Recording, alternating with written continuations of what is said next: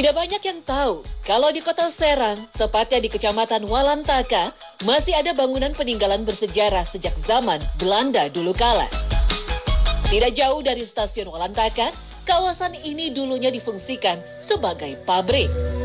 Kini hanya tersisa beberapa bangunan yang masih berdiri dan sumur tua. Berpuluh-puluh tahun akhirnya pabrik ini kosong dan terbengkalai, meninggalkan sejumlah cerita mistis yang warga alami. Sering itu mah saya lihat mah anak-anak yang kali itu tuh, yang segini gini gitu. Terus kakek-kakek bawa gitu tuh, bawa apa kayak ngasih cucunya gitu, ke cucu-cucu.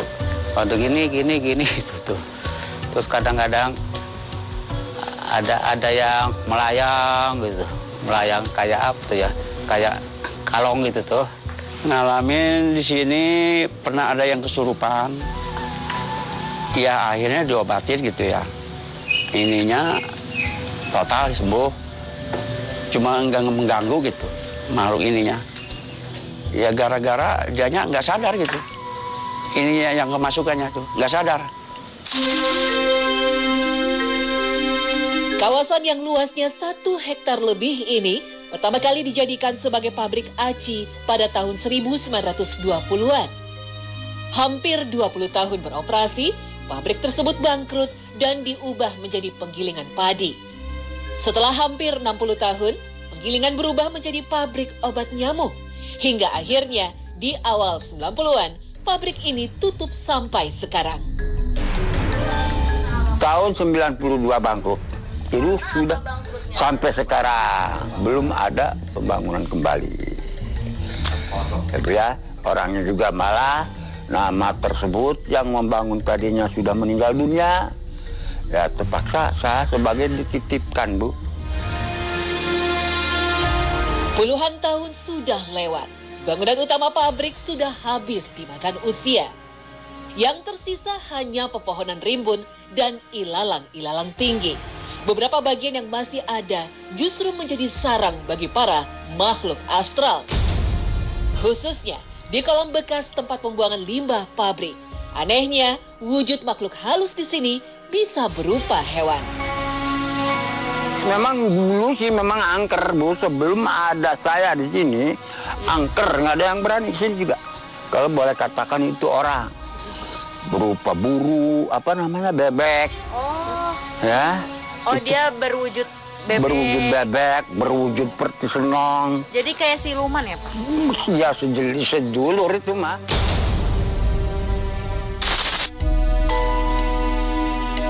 Selain menjadi tempat hiruk pikuknya kegiatan pabrik, dulu pada zaman penjajahan, Walantaka justru dikenal sebagai tempat perlindungan atau perdamaian. Belanda yang menjajah Walantaka segera disingkirkan oleh para jawara di sini.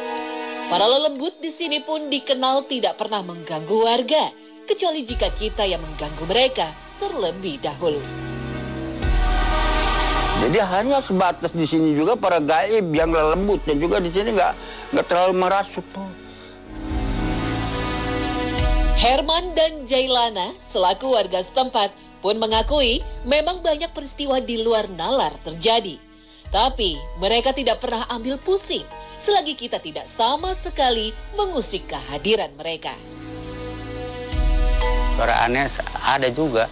Ada kadang-kadang kayak serigala itu yang mau ngaung gitu. Terus yang menjerit, ada yang minta tolong gitu. Tolong, ada orang lewat gitu.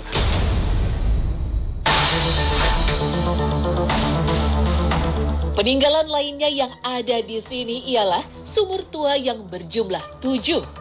Sayangnya, beberapa sumur sudah sulit ditemukan karena tertutup pohon dan ilalang.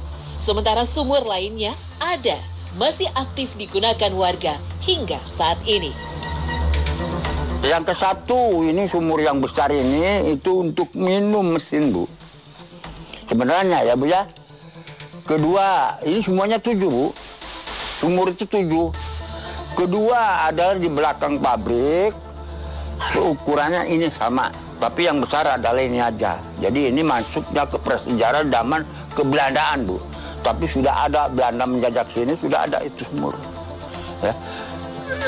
Terus ketiga ya ini cuman saya juga lupa dokumen sumur ini ada dokumennya Bu. Cuman saya kemana tahu nggak tahu. Yang keempat adalah itu Bu, itu untuk persiapan orang yang mau ibadah. Itu sumur dan ini ada baknya Bu, ada rapi ya. Yang kelima ya di mana tuh lupa. Ya sebelah sana ada rumah itu sebelah tuh yang ada dodol.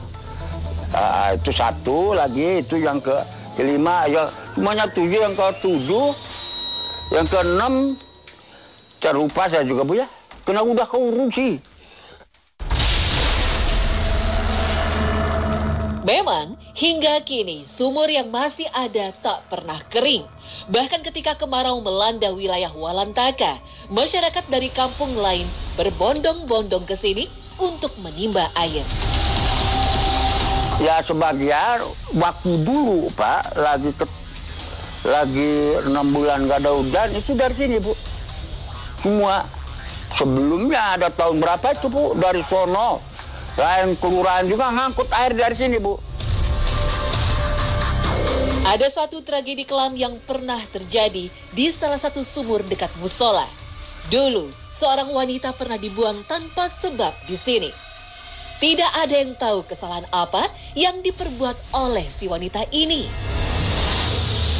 Ini bekas dulu ada pendatang, ibu-ibu yang dibuang di sini. Oh, pendatang? Pendatang dibuang di sini. Kenapa tuh Pak, kalau boleh diceritain? Ya, mungkin tahu kesalahannya tidak tahu, karena orangnya tidak diketahui orang sini bukan. Oh, maksudnya dia dibuang? Atau... Dibuang di sini, Mat. Oh, yang buang juga nggak tahu siapa? Enggak, ya tetap kena daerah wilayah sono sih, Bu.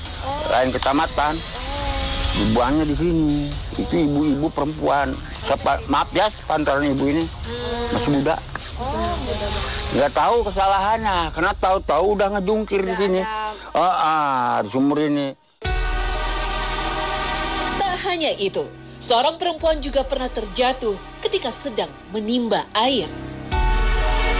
Jadi ceritanya si perempuan itu menimba air, cuma jatuhnya nggak ketahuan gitu. Tiba-tiba jatuh aja udah masuk sumur itu. Penjual lepet. Tapi ditemukan akhirnya? Akhirnya ditemukan sama orang aparat tentara. Yang ini kebetulan mau wudhu kan nimba dulu mah nggak ada sanyo tuh, nggak ada. Nimba dulu mah. Ya, pas ngelihat itu. Inilah yang sering disebut-sebut warga menjadi cikal bakalnya banyak penampakan wanita di sini. Sosok tersebut sering berkeliaran bahkan menjelma jadi manusia biasa. Ia biasanya menampakkan diri ketika jam 10 malam hingga dini hari. Ditandai dengan aroma harum yang menyerbak di seluruh penjuru kawasan pabrik. Ada perempuan cantik, Ibu. Sepertinya menjelma biasa, bisa berbicara. Rasulullah mengajarkan kepada kita, perlakukan mereka dengan cara sama seperti kita menyolatkan salat gaib. Jadi kita solatkan tetap mereka itu, kalau memang kita sudah yakin bahwa si mayit itu yang kecelakaan misalkan, mereka berada di dasar laut atau di dalam dasar jurang itu yang sudah tidak mungkin lagi kita ketemukan, kita hantarkan mereka dengan kita salatkan, salat gaib namanya. Kita doakan semoga arwahnya diterima di sisi Allah Subhanahu wa taala. Ahmad yang sudah lama menjaga kawasan pabrik pun menceritakan kejadian yang tak pernah ia lupakan. Ahmad pernah secara tiba-tiba terbanting di sini tanpa sebab. Saya juga dibantingkan di sini, Bu. Dagangan di kepala nih. Di sini.